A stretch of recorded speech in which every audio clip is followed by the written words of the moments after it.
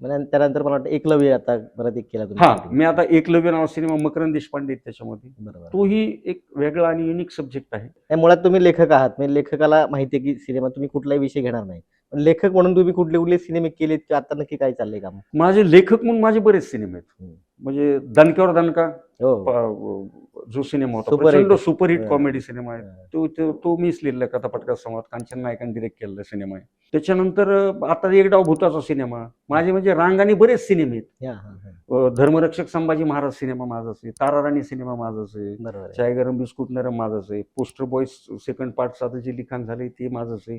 मी व्हरायटीचे सिनेमे लिहिले. आता कोल्हापूरला जो शूट झाला सॅटर्डे नाईट, तो सिनेमा माझाच आहे. हा. मी आता हिंदी सिनेमा लिहितोय, मी तेलुगू सिनेमा, म्हणजे मला तेलुगू भाषा येत नाही पण माझे तिकडे असिस्टंट आहे, ते तेलुगू सिनेमाही मी करतोय, अरे वा. मी वेब सिरीजही करतोय. म्हणजे माझे जवळपास सिनेमे नाही म्हणलं तर 30-35 सिनेमे झालेत माझे.